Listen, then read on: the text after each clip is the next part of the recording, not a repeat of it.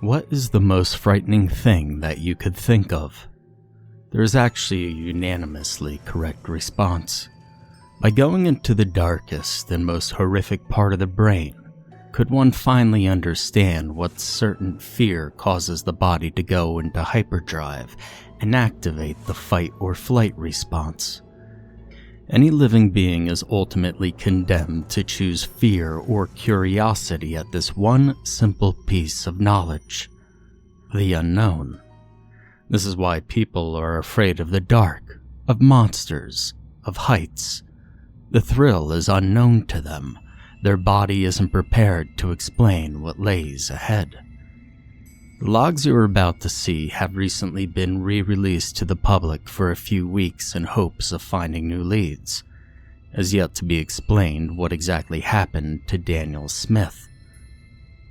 Vlog number 1, January 13th, 2014, 6:45 p.m.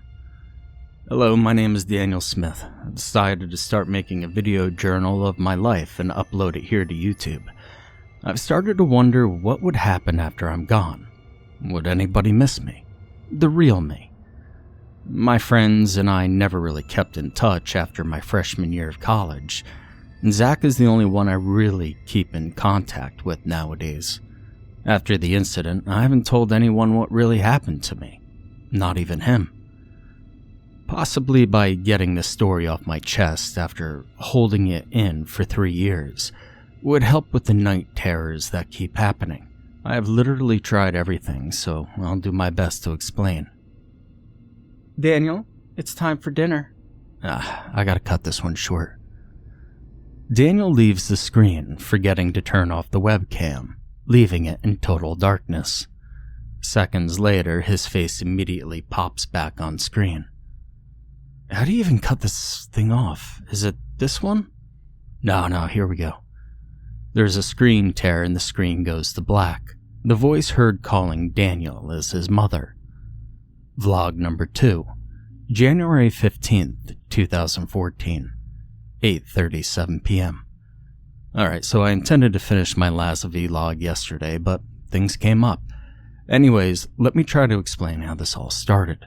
I graduated high school in May of 2010 with a full ride to East Carolina University. I was pursuing computer science. Over half my classes were online because I just felt it easier to learn that way. I ended up acing them all and then decided to learn how to code. You see, all my friends were into playing video games as much as I was, so we all decided that we wanted to make it a career. So all 4 of us dreamed about making a huge advancement in the gaming field. And we did. I was the brains of the operation. I had taken every coding class possible and even taught myself basic graphic design and video editing in my spare time. My main focus was on virtual reality. It's been pursued many times in the past, but no real breakthroughs had occurred. The Oculus Rift was still in development, so we had to make our own version. Zach was the tech genius. He would take everything and make something useful out of it. Him and Joey made this ungodly mechanism that went over your eyes, but got the job done. So now it was my turn to figure out what game we would create. Horror games were my personal favorite. I love getting scared and being in control, unlike horror movies. Regardless, I had to find out what scared people, so we decided to do a survey on campus. We found that the majority were afraid of heights, the darkness, or ghosts. Clowns, roller coasters, and other things were part of the lesser majority, but one thing stood out to me. Only about 2 people came up with the answer that spawned the idea of my game. The unknown.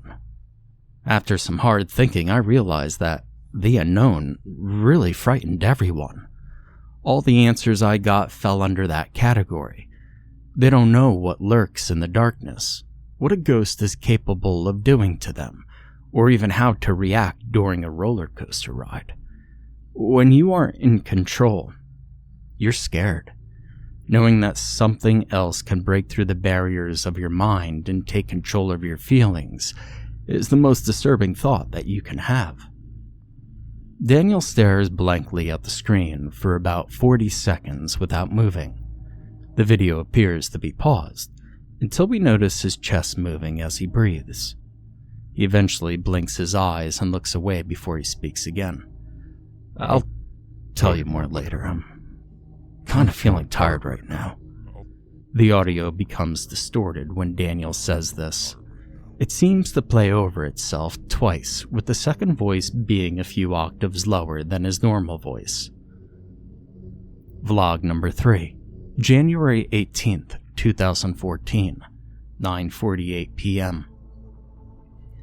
Well, I've been sick the past few days, so I haven't really felt like doing this, but I have to finish my story. Now, as I said before, the unknown was the main motive for the development of my game.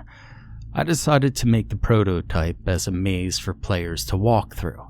I had a creature chase after the player throughout the maze to add the fear factor.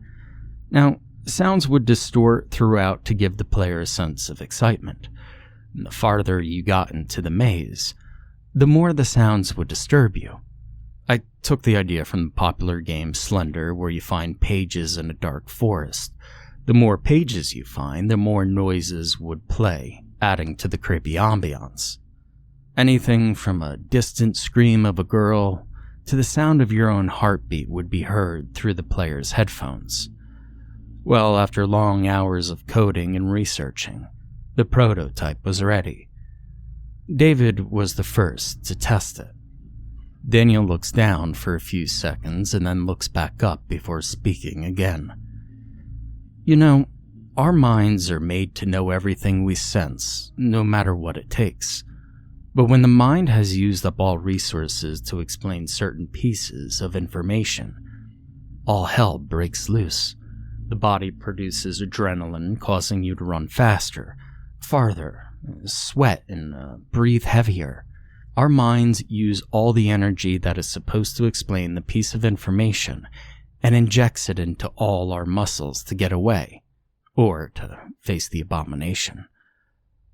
I wanted to find that abomination. The video seems to slow down, and the screen flickers back to different pieces of the clip. It shows Daniel saying the words fear, disturb, unknown, and scream, before the video finally cuts to black. Vlog number 4, January 19th, 2014, 7 a.m. This log shows an empty room. Daniel is nowhere to be seen in the footage for the first few minutes. At about 7:06 a.m., the door to the room opens and an outline of a figure is standing facing the webcam.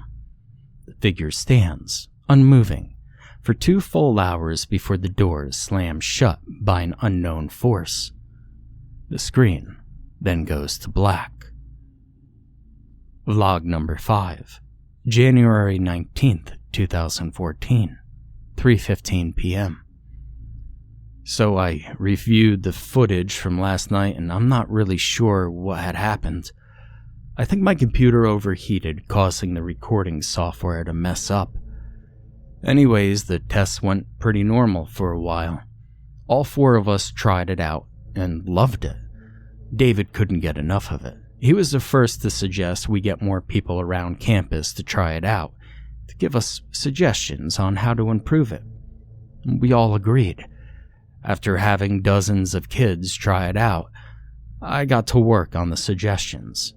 Everything from the sounds to the monster to the maze was all changed. The main concern was that people could memorize the layout of the maze after a few playthroughs. One guy suggested we play this game called Amnesia: The Dark Descent to help come up with a more fear-inducing gameplay. I found the game and I love the impact. It's a first-person survival horror game where you have to navigate through a haunted castle, avoiding monsters and solving problems. The hook of this game is when you're in the darkness too long, your character starts to hallucinate. Before using their idea, I decided to contact the developers before making my own knockoff. After explaining that I was in college, what my major was, and what the project we had going, they approved. They actually wanted to send me a few of their discs and drives that had in-depth information on the game and how it was created. They just wanted most of the credit when and if it hit it big. Now, I skipped my classes on Friday to get an early weekend start on the game and got pretty far into it. I swapped the maze idea for an abandoned insane asylum. Also, I took out the single monster idea and had multiple deranged beings come after you or pop up in windows. I decided to take out some of the audio and make it almost completely silent. I would still put in the distant scream and the heartbeat, but no other unknown background filler. Doors would creak, your footsteps, and when you were attacked, the beings screamed and clawed at you. These were the main audio pieces that were promoting the realistic feel to the game. Again, Daniel pauses and looks down. He continues to look down as he speaks again. Sometimes we forget the real reason we feel fear. It's just there for one simple reason. Save us from the unknown. Daniel quickly looks back up to the screen. But I'll get more into it tomorrow because I gotta get to work now. The screen goes black after Daniel closes his laptop. Vlog number 6, January 19th, 2014, 7 p.m. The camera shows a dark room again. Daniel is still nowhere to be seen, although it is unknown how the laptop was reopened. The door to the room is shut, and there is no noise. At 7:06 p.m., the door to the room slowly opens, and the dark figure from before stands unmoving for 3 full minutes before entering the room. There is no movement of the figure, suggesting that it is walking. It seems to glide across the floor and out of view of the camera. It isn't until 9:06 that the door shuts by an unknown force and the laptop closes, shutting off the webcam. Vlog number 7, January 20th, 2014, 6:05 a.m. Daniel's eyes are bloodshot and tired looking. He rubs them and yawns before speaking. Well, I couldn't sleep for crap last night after work. I kept getting woken up by nightmares and I can't even remember what they were even about. Anyway, I guess I'll just get today's log out of the way. By the time I finished up most of the new gameplay, we were all on Christmas break. I really needed the guys to help out test my new version, but everyone was busy or had plans. Well, what else could I do in this situation? So I tried it myself. This is another point at which Daniel stares at the screen. Except he wasn't just staring blankly. He seemed to be looking at something on his screen. What is... A horrified look appears on Daniel's face as he backs away from the screen and runs out of the room. 20 minutes pass before Daniel walks back into the room and sits down at the chair. His face is looking downward until he sits down. As he looks up at the screen, a screen tear happens for a split second. If you pause the video at the second Daniel looks up, his eyes are completely sunken in and black. When the video cuts back to normal, Daniel continues on with the story as if nothing happened. So when I put the headgear and headphones on, it felt almost too real. I walked toward the asylum and looked up at it. It was raining and there were flashes of lightning every few seconds. I walked inside and found that everything was completely silent. I had the heart monitor strapped to my chest, so my heartbeat was the only sound in my headphones. As I walked through the asylum, I noticed a few unbelievable changes. The rooms and hallways were unnaturally smooth detailed. I continued through the asylum. I found the flashlight and keys to the rooms, and the hidden objects I had placed throughout the game as a point system. The weirdest part was, the monsters hadn't appeared. I heard the screams, my footsteps, the general noises, but nothing else. That was until I got to the basement. You see, I made a series of tunnels and rooms in the basement that was sort of identical to the main floor.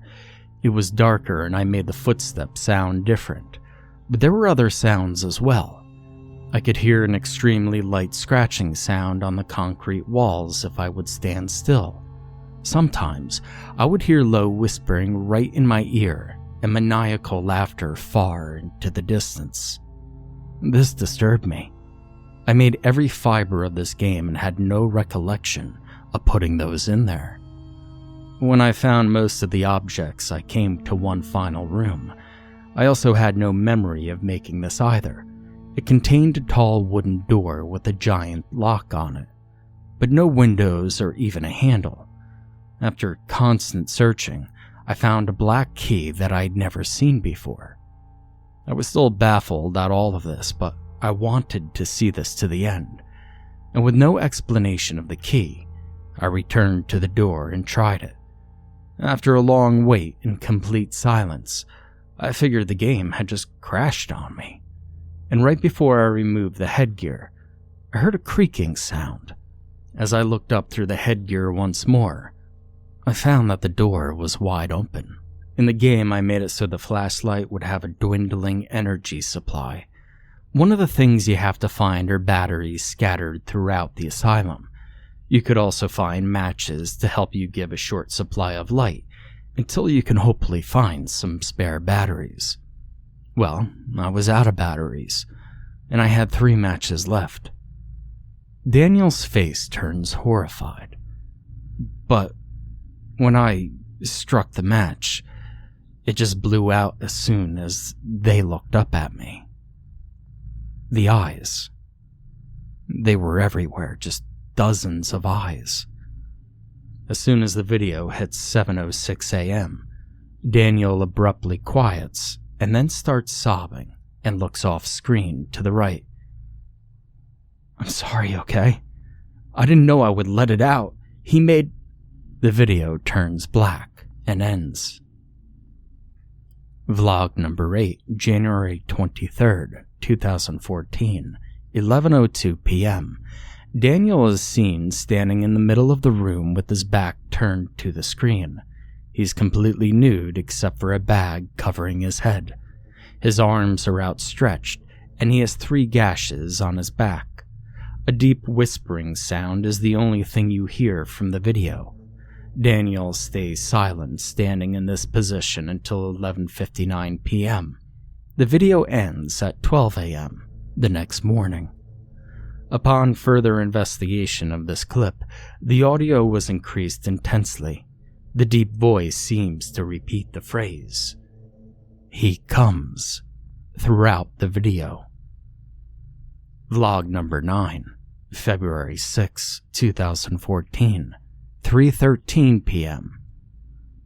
Zach is the one in this log. He is silent for about 30 seconds. "So I heard that Daniel's making these video logs, and I just wanted to come and finalize them for him by telling everyone what had happened. Daniel was found laying in his room here a couple of weeks ago. He was naked, he was cut up pretty bad, and they took him to the hospital and found that the wounds were self-inflicted. He had tried to off himself. Now, I haven't gone through these videos yet, but I know something has to be in here. I just wanted people to know that Daniel is in critical care." Zach pauses for a few seconds as he starts to tear up. "They say that the wounds, they were so deep and the blood loss was quite a bit that he might not survive. His body is rejecting all the medicine they're giving him, and he probably won't make it through the night." Zach sobs for a few minutes before continuing. "I mean, really the hardest part about dealing with this is that David, well, he passed away as well. About 5 months ago, he dropped dead from a sudden brain aneurysm. We tried to contact Daniel, but we couldn't get into touch with him. I'm going to find out what happened to you, Daniel. I swear." He shuts the camera off. Vlog number 10, February 7th, 2014, 6:22 p.m. Zach seems to be in a panic and rushing as he speaks. "Alright, so I watched all of his logs and something is seriously messed up. He never acted this way until he got into that damn game. I tried to contact Joey, but he won't return my calls. And the reason I'm here now is because Daniel was like a brother to me, and I'm not about to move on without knowing the truth.